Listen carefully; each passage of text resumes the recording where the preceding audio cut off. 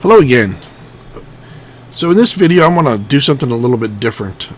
Try to do little different videos from time to time. So I want to go back to this VLAN configuration. First off, the way I want to handle this video is I want to talk about the support site for Ubiquiti. They've got a great support site for the EdgeRouter. So, and there's one particular support request that came in that I thought was very interesting, that I had kind of tried to been helping the guy with a little bit, and thought maybe I would I'm going to try to do a few more of these videos where I see if something's interesting, I want to learn something. Maybe you come along, you might want to learn something. Who knows whether this turns out well or not. But okay, so we got this support request where this guy's asking, when he initially made his request for help, he was talking about having two dual wide area network connections on different network segments. And when you go down here and look at his initial drawing, it's pretty interesting. He wants to try to split up and have two different wide area network connections so that he can control his servers in two different network segments. I thought that was pretty interesting, but then to come to find out later on that he changed his mind and changed his configuration a little bit, where he's only got one wide area network out, but that he needed help with understanding how you would add multiple IP addresses to the wide area network and then just use those individual IP addresses for what he wanted to do.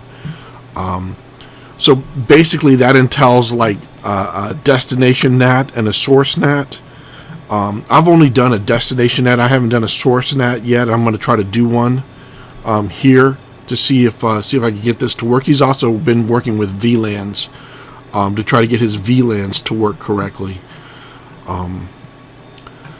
So he got most of this working. At the very end, he talked about helpful. This has been helpful. I am going to configure DNAT, but then he wants to configure SNAT for the traffic, outbound traffic. So DNAT would be inbound traffic, and then outbound traffic he wants to tie to a specific outbound IP address.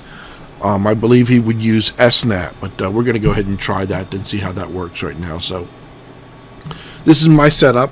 This is probably from the VLAN connection, or the VLAN video that I did a while ago. I added an extra IP address to the configuration. I'm getting ready to go do all this. So I've got my Ethernet 0. This is my wide area network connection, and then these are my internal networks, and then I've got a VLAN trunk set up. So I'm going to try to simulate his VLAN situation, where I've got a VLAN trunk that comes down to a Juniper switch, and I've got in this particular case, I'm going to be using VLAN 50 as my VLAN on the switch, and I've got this Win10 Test 3 box with this IP address hooked up to an access port that then gets converted to VLAN 50. And of course, when it comes up here, if the traffic going out, then gets converted back to just regular VLAN default, and then it goes out the router and just goes out normal traffic like it would. Alright, so let's go ahead and set something up on that. So I'm going to go over here to my router. Okay, so what I want to do first is I want to just go ahead and add the IP address. So I'm going to add another IP address to my wide area network. And I want that to be 192.168.1.237/24. And we're going to say save. Alright. I just want to test the destination. So I'm going to come over here and go to NAT. And I'm going to mimic this particular, I don't know if, can I do a copy? Yeah, I can, sure. Super. Okay. So I'm going to do a copy. And then I'm going to edit this configuration. I'm going to call this to 3 instead of 1. The internal address now is going to be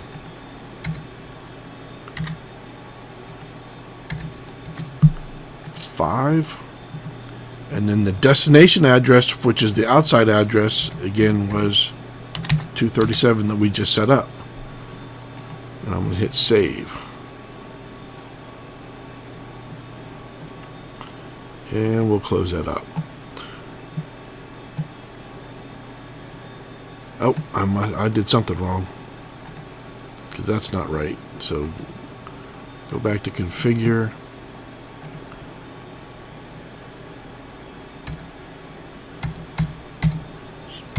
.22 save and close. Alright, that looks a little bit better.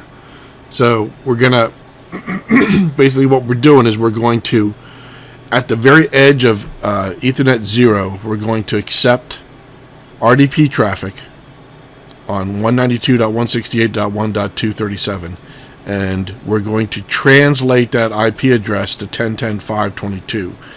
Now, obviously, that translation takes place before the firewall rules are set up. So then we have to go over here to our firewall rules, and we're going to add another rule set. So we've already got this one here. So I wonder if I can do a copy rule. And I sure can. Sometimes that makes it really easy. So now we're going to edit this rule. Change this so that we know we're dealing with 3. Again, accept both TCP and RDP. Advanced stays the same. Source is fine. Destination is what we're going to change. And so now we're going to allow the destination. You know, and I probably could have maybe set up like an address group and then just added the one address group to the other rule. But for this particular video, I'm just going to go ahead and keep it simple.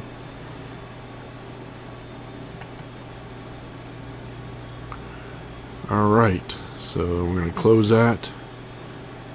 And there we go. We got RDP in to Win10 TST3. We're going to be hitting the address 10.10.5. Actually, the address coming in is 10.10.5. That's the destination, and we're allowing it by accept. So we're going to allow that traffic to go through. So I do believe we should be good to go. Let me go back over here, see if I can actually hit it.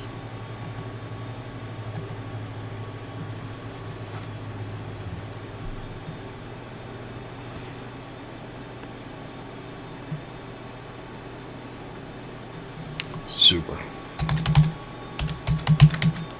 It took it a while to get the whole setup done. Okay, so you guys, I've got IP perf set up and actually talking to my workstation here. If I hit that, you can see I'm actually going through and I'm hitting my workstation on the outside. So let's go ahead and look at that configuration again, just so you know what I'm talking about. So now I've started a remote desktop session from this Win10 Test 4 box, which is on the outside. I've set up a destination NAT going through, hitting the 1.237 address. I'm going through my firewall, and then I'm going through my VLAN trunk all the way down to this switch, and I'm hitting this box right here. This box is set up for IP perf, so this is the client side, this is the server side, and I've just initiated IP perf connection, so it's going back through that same path all the way out. So one of the things I want to show you with that, which is kind of interesting, is if I start a Wireshark session.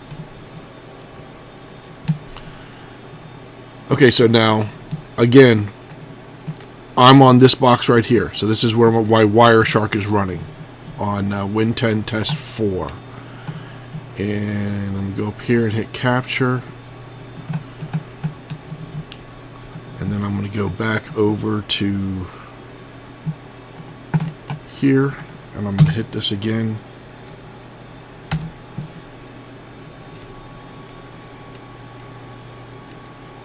All right, and just to be different, I'm also going to hit a ping as well, just so the ping shows up.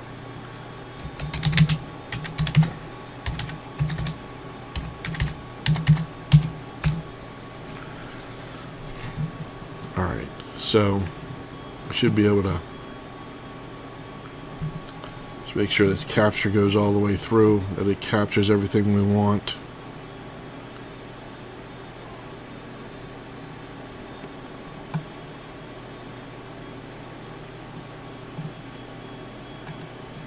All right.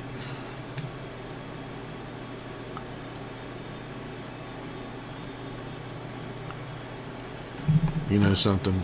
I think it might best be easier if I hit start and continue without saving, and I just do a quick ping.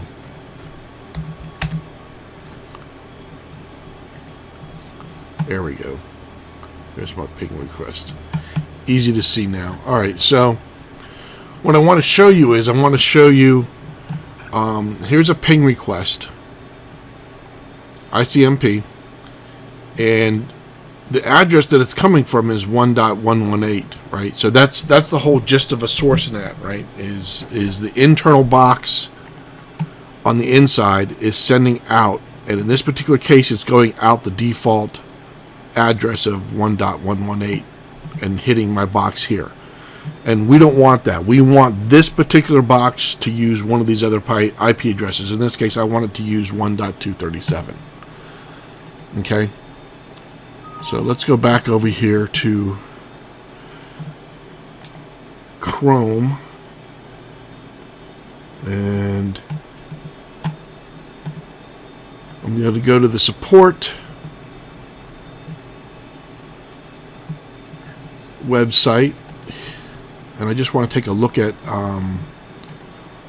all the articles, and sure enough, there is an EdgeRouter Source NAT masquerade configuration. So let's take a look at what that tells us. So again, it assumes that you've got these IP addresses on ETH0 assigned, and then you're going to be using this box down here as your Source NAT. And so they want you to create a masquerade and then create a source. So there's two types of Source NATs that they talk about. Okay, so the masquerade should already be created. So let's go back and look at that on here. So if we go back to NAT, up here we've got a masquerade for WAN, masquerade to ETH. I don't know if, what the configuration looks like, but that's just to give you an idea. We're basically, everything that goes out is outbound on ETHO. We want it to allow everything out, and the idea is we want it to be translated on the way out.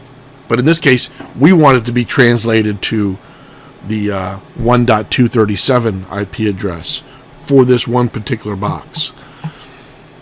So let's see how we do that.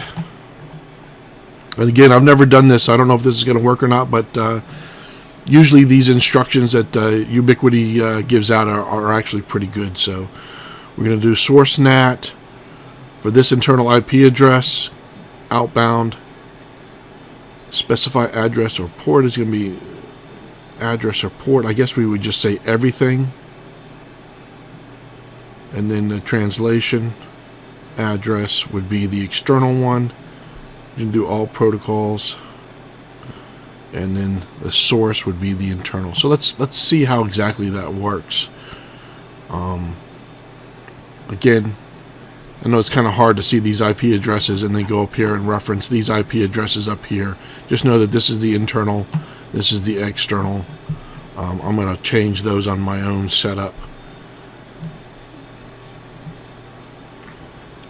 So let's go do that. So I want to create a NAT rule. I want to call this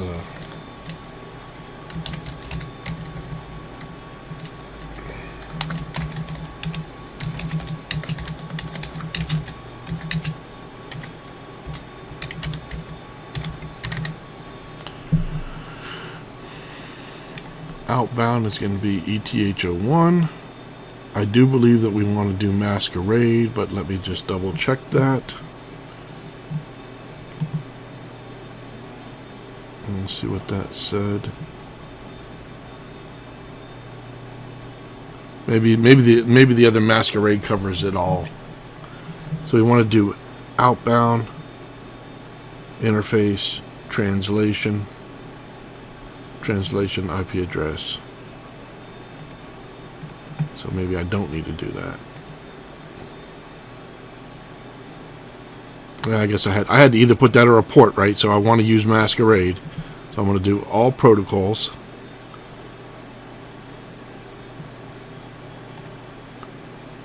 And the source address, sorry, I have to go back and look again. So once translation address, and the source address is the internal one, right? Yep. All right. Source address is the internal.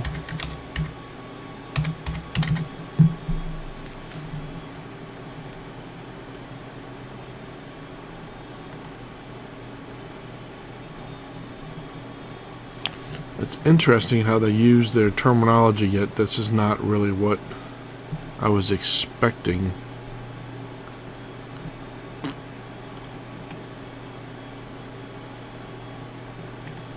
Alright, so I'm guessing that they want this to be the translated IP address. I'm clearly missing something because their terminology just does not seem to be right. Alright.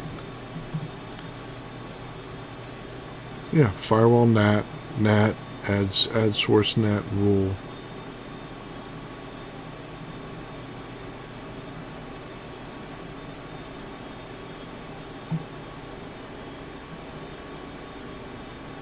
It's an interesting note, make sure of that. Okay.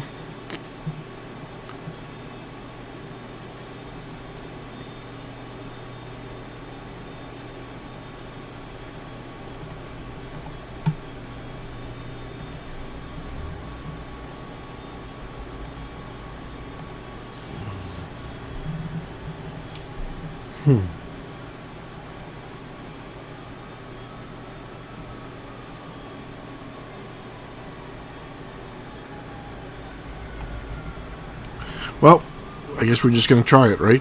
That's what this is all about. Let's try it, see what happens. So we say all protocols, and we're just going to say save. Source, destination, masquerade. And this thing says that I need to move this up in the order. So I'm going to just move this one up to the top for number 1. So if it gets hit first.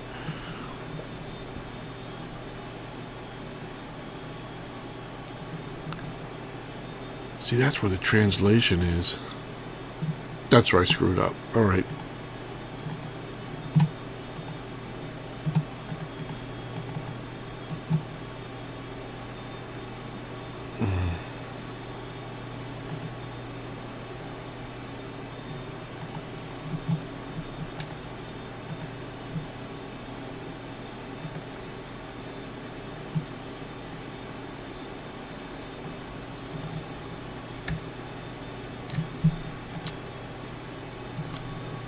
.192.168.1.237.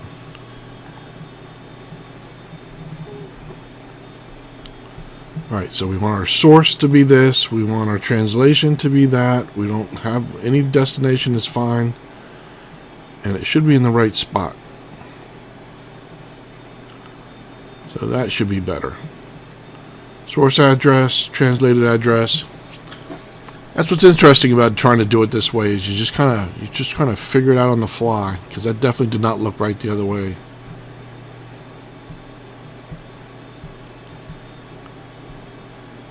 Alright, I think that's it. So that anything coming from this box is going to be translated to this. So I should, if this is working, and there's no guarantee that this is going to be working. Alright, I'm not going to ping it just yet. Let me get my Wireshark session going. So this time, instead of seeing 1.118, I should hopefully see 1.237. And we're not going to save. We'll hit our box.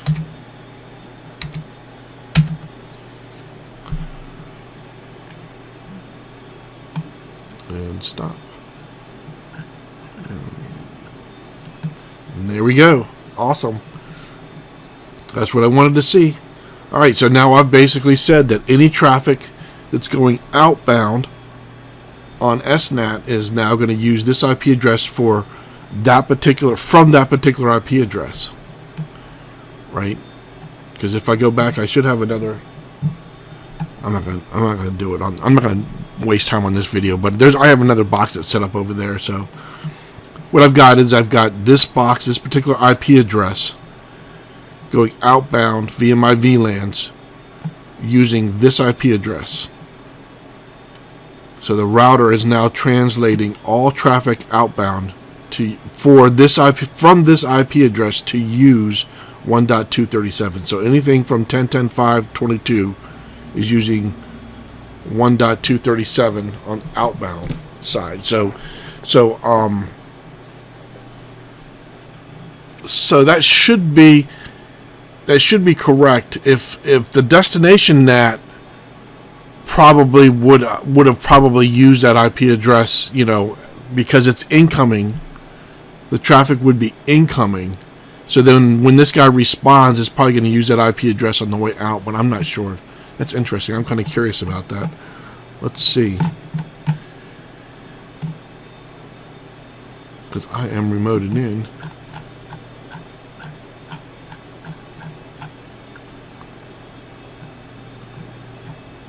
It doesn't matter. Alright, well anyway, I'm going to go ahead and end this now. This should pretty much cover a little bit about DNAT quickly, and then Source NAT and how Source NAT works. I'm glad I did it because I learned something myself on where everything needed to be set up and how it needed to be set up. So again, just to go over, when you're looking at this rule, it also stated very clearly that you needed to move this rule up because it's very specific in nature, whereas this masquerade for WAN could have included from any of the individual Ethernet connections. So you definitely needed to be aware of the order in which these rules are set, and it was important to put this rule above the masquerade for wide area network rule. And I can understand why, because I believe that this rule would probably have answered up all of those requests, all the traffic going outbound, and would have just said, yeah, you're fine, go ahead. In this case, it's looking specifically for traffic coming from this internal IP address, and then it's translating it to this and allowing it to go out. So the more specific you make a rule, the higher in the order it needs to be for it to be effective. All right, thank you all for your time.